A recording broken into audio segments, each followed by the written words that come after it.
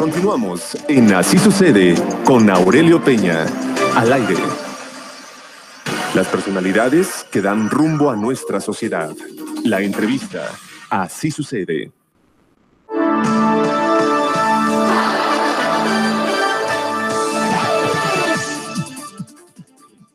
Bueno, muchísimas gracias. Son las 7 de la mañana con 19 minutos. Muchas gracias por seguir con nosotros en Así Sucede Querétaro con la fuerza de la verdad. Me da mucho gusto saludar en esta mesa de trabajo, además, a la presidenta de la Defensoría de los Derechos Humanos en el estado de Querétaro, a la doctora Roxana Ábalos. ¿Cómo está, doctora? Buenos días. Muy buenos días, Aurelio. ¿Cómo está usted? Bien, muy bien. Muchas gracias, doctora. Y pues, obviamente con temas importantes que tienen que ver con este informe de actividades que obviamente el día de ayer, por cierto, dio a conocer no solamente ante las autoridades correspondientes, sino a la sociedad civil, a la sociedad queretana en su conjunto. Un tema que me parece importante. ¿Cuál sería el balance, doctora Roxana Ábalos, de la Defensoría de los Derechos Humanos a propósito de este informe de actividades? ¿Y qué sería lo más sustancial que nosotros tendríamos que considerar como ciudadanos de lo que ha cambiado y se ha modificado en este 2018 a 2019 de la Defensoría de los Derechos Humanos, doctora? Ok, bueno, antes que nada, muchas gracias por la invitación, don Aurelio, y comentarle que efectivamente del 2017 al 2018 hubo un aumento muy significativo en la atención a personas. Por ejemplo, en el 2017 atendimos a 2.855, este 2018 se atendieron a 3.540 personas. Sí. En el 2017 hubo 405 quejas y ahora 657 quejas, o sea, mucho trabajo en ese sentido. Pero además de todo, aquí lo interesante fue que se emitieron 53 acuerdos de responsabilidad, 4 recomendaciones, pero lo importante es que el resultado de todo esto es que se sancionaron a 31 servidores públicos. Sí. En ese sentido, los acuerdos de responsabilidad... que son esos 53 exactamente. Que se pudieron haber convertido, me comentaba usted, me explicaba, la doctora es doctora en Derecho, me explicaba usted puntualmente que se pudieron haber convertido en recomendación. Así es, aquí lo importante es lo siguiente. Antes de llegar a la recomendación se le señala a la autoridad cuál es la situación, que se demuestra la violación a los derechos humanos. Sí. Y entonces se le invita a que presente un acuerdo de responsabilidad, esto es, a que determine cómo va a resolver el problema en esta situación. Presenta el acuerdo y la Defensoría aprueba ese acuerdo. Si no está de acuerdo, así lo señala. Si la autoridad no acepta acuerdo de responsabilidad, se sigue esta recomendación. Claro, sí, claro. Afortunadamente, la autoridad aceptó esos acuerdos de responsabilidad. Fueron 58, sí, yo tengo 53. 53 acuerdos de responsabilidad, y de esos acuerdos de responsabilidad, la propia autoridad sometió a procedimientos en órgano interno de control a sus servidores públicos o inclusive denuncias penales. Entonces, se sancionaron a 31 servidores públicos. ¿Se sancionaron de qué manera? ¿Se fueron a la cárcel? ¿Se sancionó administrativa? Hubo de todo, ¿no? Por ejemplo, aquí hubo en 13 fueron amonestaciones escritas, 5 amonestaciones verbales, 3 suspensiones, 3 arrestos, 2 multas, 1 de prisión, 1 de pago de daño moral, 1 destitución, 1 inhabilitación y un pago de tratamiento terapéutico en favor de la víctima. Correcto. Entonces, aquí lo importante no es el juicio público de la autoridad, yo no estoy en eso. A mí lo que me importa es el resultado sobre las víctimas, sobre las personas. Ahora, cuando usted me habla de resultado, me está diciendo el resultado frente al ciudadano, frente a la exigencia que está planteando el mismo ciudadano, doctora. Aquí lo importante es que al ciudadano se le dé un resultado, y eso es lo que se está viendo. Entonces, yo creo que también aquí lo importante es por qué aumentó el número de atenciones de gente que se acerca a la Defensoría, por la confianza que hay en relación precisamente con resultados. Sí, estoy viendo un aumento también significativo de 2.855 a 3.540. Así es. Las atenciones o denuncias o exigencias o dudas que pudo haber tenido algún ciudadano en algún momento determinado en los 18 municipios del estado de Querétaro. Doctora, fueron 15 los derechos humanos que dieron sustento también a la calificación de diferentes expedientes. Háblenos un poquito de ese tema, por favor, doctora. Aquí, por ejemplo, los derechos humanos que se consideraron o por los que se presentaron las quejas fueron, por ejemplo, acceso y disposición, saneamiento de agua, cuestiones de educación, de igualdad, integridad y seguridad personal, legalidad, que es de los más altos, sí, libertad, medio ambiente sano y ecológicamente equilibrado, el derecho de petición a la privacidad, propiedad y posesión, protección a la salud, seguridad jurídica, trabajo, trato digno, a la vida. Entonces, en todos estos son los derechos que en las quejas se presentaron como probablemente infringidos, ¿no? Sí, claro. Ahora, la cuestión aquí es, por ejemplo, también es importante señalar que de esas 650 quejas aproximadas, sí, no todas, obviamente, también significa que hubo violaciones de derechos, ¿no? Entonces, sí, habiéndose hecho la investigación y habiendo cubierto los expedientes, por ejemplo, fueron 113 expedientes de no violación. Uh-huh. En este caso, por incompetencia 10, por falta de interés 71. Sí. O sea que a final de cuentas van y ya después dejan de ir. O en el caso se desistieron 35 personas. Entonces, por ejemplo, ya entre la no violación, el desistimiento y la falta de interés, casi tenemos 200 sí, quejas claro, ahí, ¿no? Sí, sí, claro. Y luego ya lo demás, por ejemplo, es la conciliación, también que eso es importante, en donde al acercar a la mediación, ¿no? Claro, la mediación al acercar al quejoso con la autoridad, uh-huh, resuelven el conflicto y entonces ya concluye la... Hay 4 quejas que me dice todavía, ¿están vigentes, están activas? ¿Cómo se les puede denominar, doctora? ¿Cuatro quejas? No. 4 recomendaciones. 4 recomendaciones. Perdóname, Las recomendaciones se emitieron, entonces están en seguimiento. El seguimiento lo que significa es que hasta que no se cumplan los puntos recomendatorios que emitió la Defensoría, no se cierra el expediente. Claro. Entonces, y ahí sigue el... ¿Son 4 recomendaciones contra qué autoridades y es en esta administración estatal? Así es. Del año 2018 son 4, con 2 contra San Juan del Río, uh-huh, una contra el sistema estatal penitenciario, uh-huh, y una contra la Junta presidente de la Junta de Conciliación y Arbitraje, ¿no? Correcto. Entonces, la cuestión aquí es más bien que fueron casos ya más delicados. Por ejemplo, el sistema penitenciario fue con pérdida de la vida. Uh-huh. Entonces, por ejemplo, en los acuerdos de responsabilidad no es que no haya violaciones de derecho, pero no puedo comparar, por ejemplo, la violación a un derecho de petición que la pérdida de la vida. Sí, por supuesto. Entonces, sí, por supuesto. Eso es lo que hace la diferencia en ese sentido.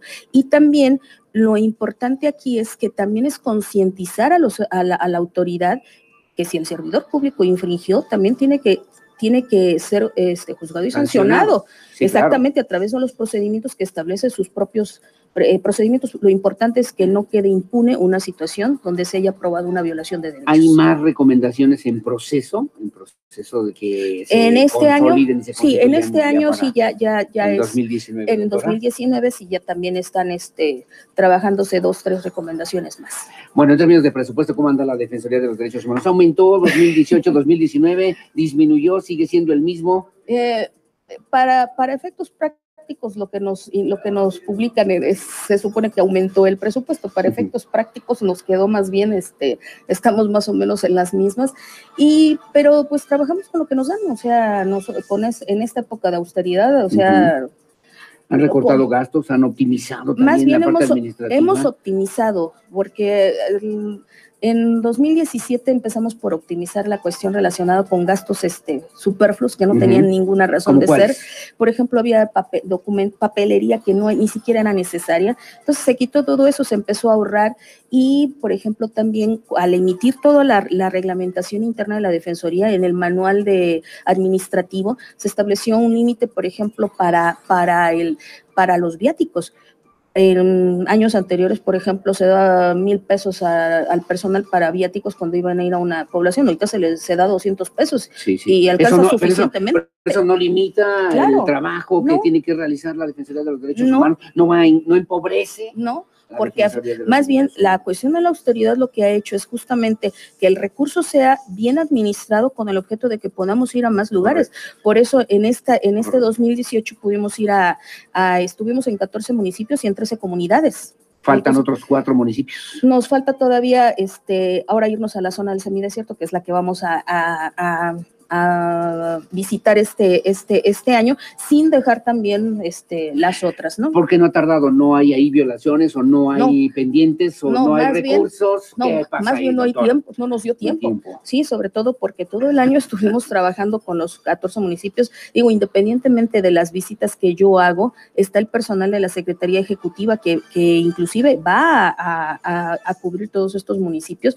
pero, y como usted observa, el alcance del trabajo de la Secretaría Ejecutiva fueron a 64,000 personas. Sí, claro. Entonces, es mucho el trabajo que se está haciendo. Oiga, doctora, usted tiene una gran experiencia, usted es abogada, tiene un doctorado también importante, sobre todo también en materia jurídica. ¿Cómo ha sido el efecto y el impacto que ha tenido la Cuarta Transformación, la propuesta del nuevo cambio de gobierno federal en el tema específicamente de los derechos humanos? Bueno, aquí yo creo que como todos los gobiernos se preocupan siempre de los derechos humanos. Por lo menos eso es lo que nos indican. Y la realidad es que yo espero que así sea. Hay muy poco tiempo, pero yo espero que así sea. Digo, hay muchas formas de ver y de trabajar un asunto. Sí. Entonces, más bien lo que importa aquí es qué resultados son los que dan en la protección y defensa de los derechos humanos. Entonces, habría que empezar a observar, sobre todo evaluando. Evaluando. Aquí lo que quizá no se ve muy bien es el hecho, por ejemplo, la cuestión de las guarderías, que se haya retirado recursos para esta cuestión, porque es un derecho ya adquirido, ya era un derecho ganado constitucionalmente. Eso no se atenta contra los derechos Así humanos. Es, sobre todo porque a final de cuentas, no solo contra los derechos humanos de los niños, de las mujeres, sino también de los adultos mayores, ¿no? Claro. Hay adultos mayores que requieren ser cuidados, no están para cuidar ya a nadie más. ¿Y usted no ha recibido así una denuncia, alguna queja, alguna cosa que se vaya ahí canalizar en ese tema? Ahí en ese sentido no hemos recibido nada, pero además inclusive si se recibiera algo como son recursos federales, tendría que ser la Comisión Nacional de los Derechos Humanos, ¿no? ¿Cómo es el gobierno del Estado en esta relación con la Defensoría de los Derechos Humanos? ¿Cómo son los municipios? Usted me hablaba ahorita del semidesierto. ¿Cómo están los municipios en esta vinculación también que deben tener con los derechos humanos en Querétaro? Fíjese que hay una relación respetuosa, respetuosa, cada uno en su ámbito de actuación, y sobre todo precisamente el año pasado, ahí por octubre, tuvimos una reunión con los regidores de derechos humanos de los municipios. Invitamos a los 18, nada más 14 fueron, o sea, fue bastante, y quedamos precisamente de trabajar en favor de esta cuestión.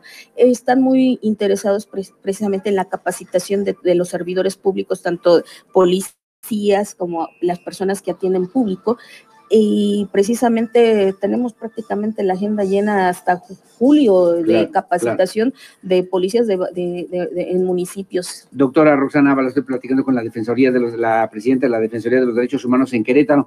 Preguntarle, los municipios, ¿cuáles son quienes ustedes consideran o tienen como poquitos rojos? Y de las instituciones también públicas, ¿cuáles son las más que tienen que revisar de alguna manera, algunos mecanismos, algunas situaciones que se tienen que atender para que no se violenten los derechos humanos? Ok, normalmente se presentan siempre las quejas en contra, por ejemplo, de la Policía Municipal de Querétaro, algunas del Marqués, de la Fiscalía General.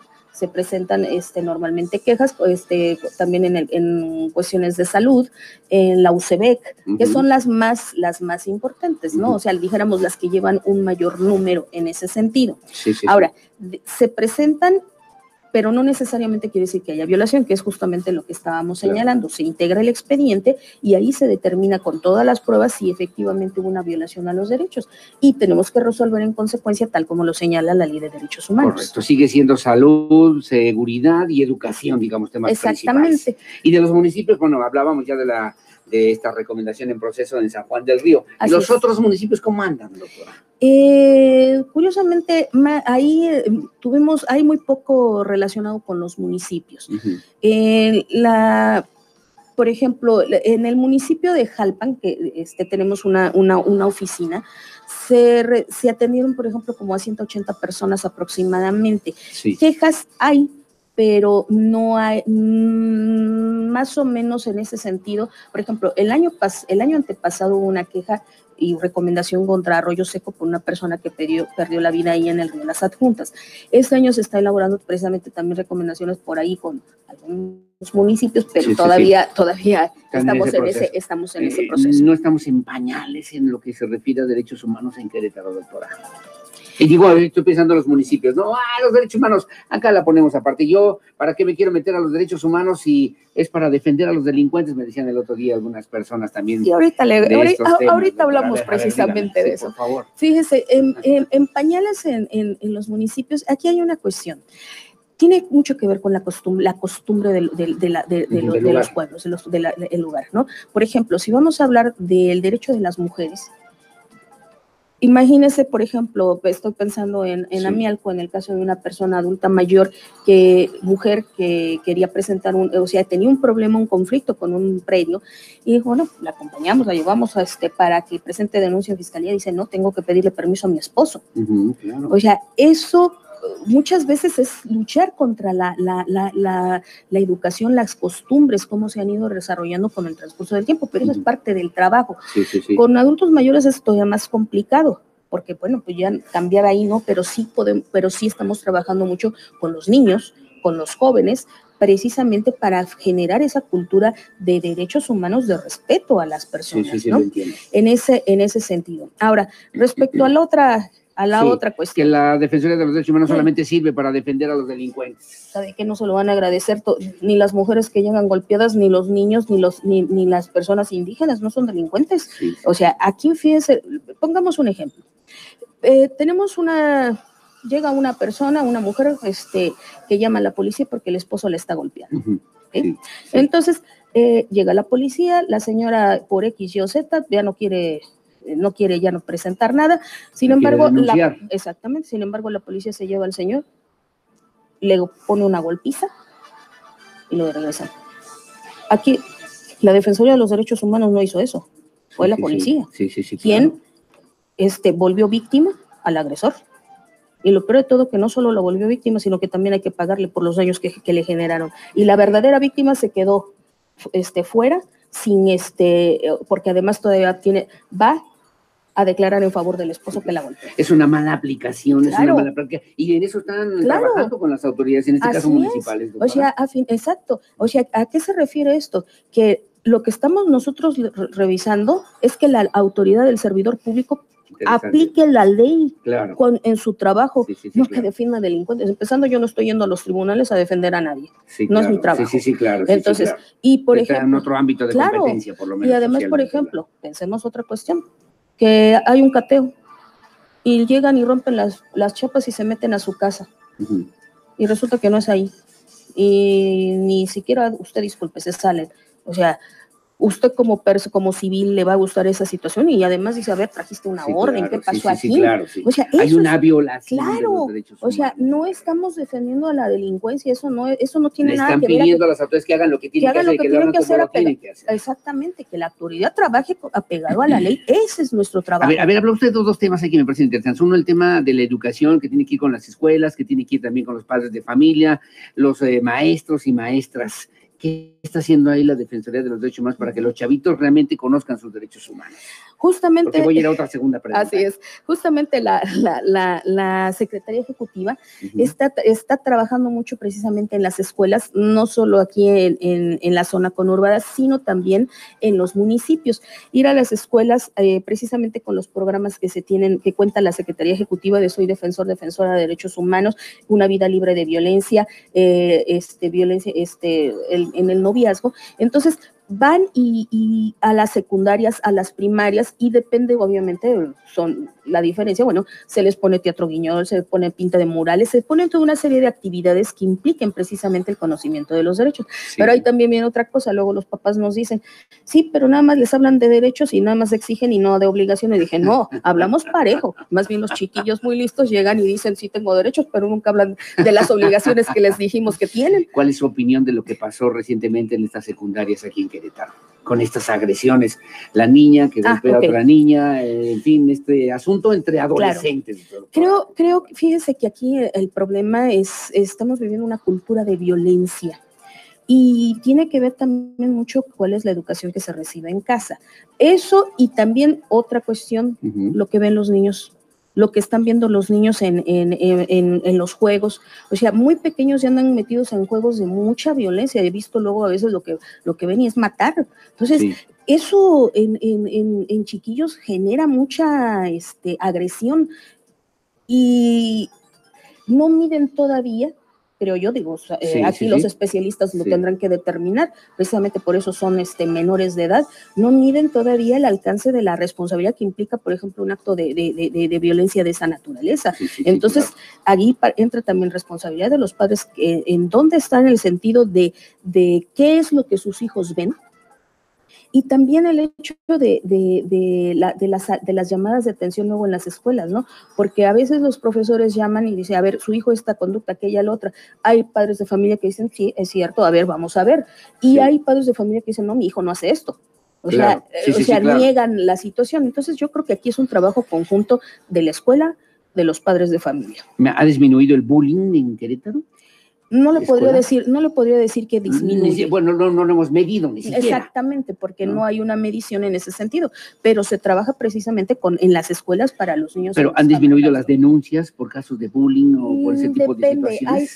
Hay temporadas como que baja y luego otra vez vuelve a subir, entonces ahora sí que va a depender de pues más bien de circunstancias, ¿no? Y sobre todo, pues también las situaciones que se vienen de mucha violencia, los problemas económicos, todo eso genera es un caldo de cultivo para desatar mucha agresión. ¿Usted coincide con la idea? El otro día decía el presidente de la República, Andrés Manuel López Obrador, el hombre es un ser bueno por naturaleza y es la sociedad, la visión rusoniana, ¿no? De Juan Jacobo Rousseau, la visión rusoniana, de decir, es la sociedad la que corrompe y la que hace que el hombre se vuelva malvado en un momento determinado. ¿Te creen eso? Mire, más bien yo creo en valores, y los valores se dan en la casa y los refuerzan en la escuela. Si en una casa se establece el valor, está bien que robes, estás bien que seas irresponsable, pues perdón. O sea, si no pasa nada, si haces cualquier cosa. Así es, o sea, a final de cuentas, ¿qué es por ejemplo, en mi generación y las anteriores, ¿qué era lo que se establecía? Los valores en casa, o sea, había un respeto, se señalaba, o se educaba en el respeto hacia los demás y en ser responsable por las acciones cometidas. Sí, claro, y estos son valores, son principios, la casa también es la sociedad. Así es. Ahora, se habla de casos de discriminación también para personas de origen indígena, que es un tema delicado. Me preguntan también, me están comentando, ¿por qué no se ha activado la alerta de género en Querétaro? Y preguntaba, y a propósito de si Querétaro puede ser considerada como una sociedad violenta o no violenta. Es que quieren que les diga noble, histórica, próspera, bla, bla, bla, colonial, y violenta. No violenta ciudad de Querétaro, doctora. Mire, aquí, vamos a ver, digo, si... todo es cuestión también de perspectivas. Por ejemplo, si pongo Querétaro en comparación con otros estados, no, Querétaro no está en ese nivel de como están en algunos estados en el norte o como están, por ejemplo, en Guanajuato o en algunos otros, en algunas otras entidades. Sin embargo, tampoco es, o sea, eso es una parte, pero también más bien lo que sí hay mucha violencia familiar. Y sobre todo escucha uno, por ejemplo, la forma en que se van gritando en la calle las parejas, gritando de padres a hijos, o sea, mucha violencia familiar en el estado. Y eso va derivando, la violencia, por ejemplo, contra la mujer deriva luego después en lo que nos encontramos, llega a homicidio, al feminicidio, y entonces una serie de situaciones que tienen que ver precisamente con todos estos círculos de violencia en donde creo que hace falta también trabajar más, ¿no? ¿No es necesaria la alerta de género en Querétaro? Tendremos que valorarlo. O sea, todo precisamente, número y qué se está haciendo precisamente para resolver esto, ¿sí? O sea, porque a final de cuentas, o sea, ¿qué me implica una alerta? En un momento determinado, a ver, pones todas las medidas necesarias para evitar que el problema siga incrementándose, que no quede impune los homicidios, pero además de todo, no es solo que no queden impunes, sino irse al fondo del problema. y resolverlo. Sí, claro. Me preguntan, gracias además a la señora Suárez, Josefina Suárez, me dice, oiga, cuando los niños poner a los niños a barrer la calle en las inmediaciones de la escuela, ¿eso no es violatorio de los derechos humanos? A ver, vamos a determinar aquí una cuestión. Los derechos de las niñas y los niños, o sea, en ese sentido, a ver, cooperar con la escuela, pero también hay que ver cómo lo están haciendo, porque también hay, en ese sentido, si no me van a dejar que todos son violaciones de derechos, y no es así. Sí. También hay que determinar, a ver, ¿es parte de la educación de los niños el cooperar con su escuela, el cooperar con la sociedad?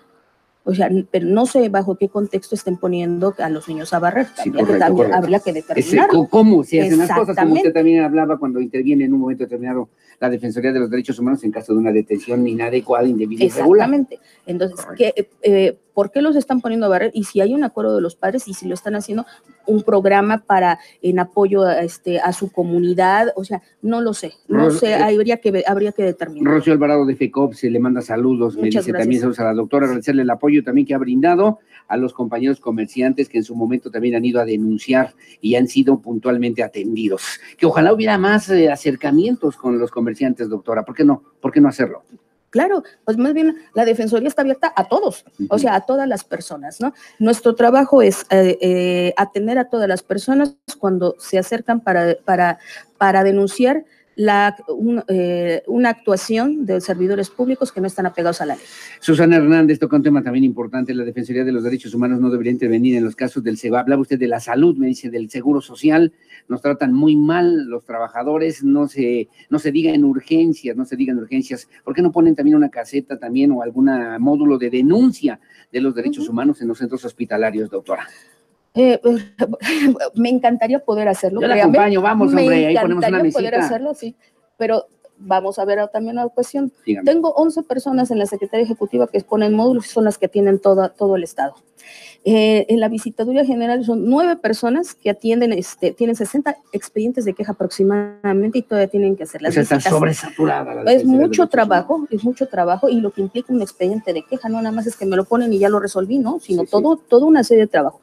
Pero inclusive celebramos convenios con el ISSSTE, con el Seguro Social, precisamente para capacitar a sus trabajadores en el sentido del respeto a la dignidad de las personas. Y eso lo hicimos el año pasado. Yo fui a 2 y todo el año, por el Día de Naranja, estuve yendo. Oiga, pues dése una vueltita, la acompaño, vamos un día al Seguro Social, nos sentamos, el día que me diga, Usted diga. El día que me diga, vamos al Seguro Social, nos sentamos en una mesita y ahí vemos a la gente qué dice, ¿no? Digo, porque es una forma también de medir. Y además de todo, claro, pero además hay una cosa, es federal. Entonces, vamos a recibir todas las quejas para enviárselas a la CNDH. Me parece bien, o sea, no, porque en este caso, como Seguro Social e ISSSTE son institutos federales. Entonces, normalmente cuando nos llegan esas quejas, inmediatamente las remitimos a la Comisión Nacional de Derechos Humanos. Que no haya medicamentos, que no los traten bien, que los dejen esperando una semana para que les puedan hacer una intervención quirúrgica. ¿Es violatorio de los derechos humanos? A lo mejor nos falta aprender qué son los derechos humanos. Exactamente. ¿No es violatorio eso? Bueno, a ver, vamos. Tendría que verlo como una denuncia. Y más bien, imagina, aquí hay una cuestión. Por ejemplo, dicen, no me han operado, pero si el médico que va a operar tiene 7 operaciones antes, ahora sí dice primero en tiempo, primero en derecho, ¿sí? O sea, le toca después, pero también el problema es la sobresaturación. El problema está cuando al final de cuentas en los servicios médicos hay una falta de cuidado, lo que deben hacer y no hacen también en ese sentido. Entonces, aquí lo importante es más bien cada caso hay que analizarlo. Sí. Para poder determinar si hay una violación de derechos, sino porque entonces estamos hablando en abstracto, ¿no? Casos de tortura en Querétaro, finalmente que nos queda un segundo, que ya tenemos que ir a la pausa y además agradecerle siempre a la doctora Roxana Ábalos, presidenta de la Defensoría de los Derechos Humanos. Casos de tortura en Querétaro, doctora. A ver, nos han llegado denuncias, ¿no? Pero aquí para determinar rápidamente la cuestión es, precisamente los estándares internacionales establecen que se aplique un protocolo de Estambul para que pueda determinarse si hubo torturas. Esto es exámenes médicos y exámenes psicológicos. Sí. Entonces, para determinar esta cuestión, lo que estamos haciendo es pedir el apoyo era PGR, ahora es Fiscalía General de la República, para efecto de que se apliquen los protocolos. y en un momento dado ya no se determine efectivamente si hubo tortura. ¿Satisfecha con la labor que ha hecho al frente de la Defensoría de los Derechos Humanos? Mucho trabajo, le faltan mucho retos trabajo, pendientes. Precisamente cambiar las ideas de que no hacemos nada. Lo que pasa es que están acostumbrados al juicio público autores. A mí eso no me interesa. A mí me interesa que mi quejoso salga satisfecho porque realmente se sancionó al servidor público porque le repararon el daño. Eso es lo que a mí me interesa.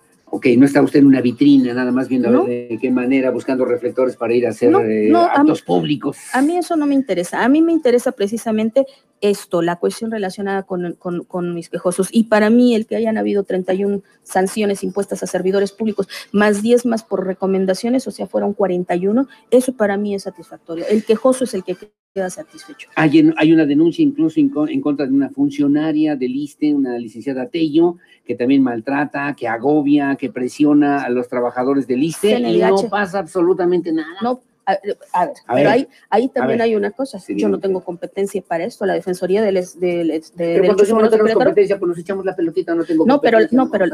Pero ahí sí, la CNDH, ¿cómo emito un documento en contra de mi propia ley? ¿Sí? No tengo competencia para eso. El ISSSTE, precisamente, siendo una instancia federal, entonces las violaciones de derecho, y precisamente en ese caso se fueron a la Comisión Nacional de los Derechos Humanos, que es la que está revisando las nada más a lo que voy. El ciudadano común y corriente que no sabe cuál es la instancia en un momento determinado, que debería saber. Se le asesora, pero puede tomar ustedes la denuncia, claro, y ustedes turnan esa denuncia a la, eso fue lo que se hizo. Nacional de los Derechos Humanos.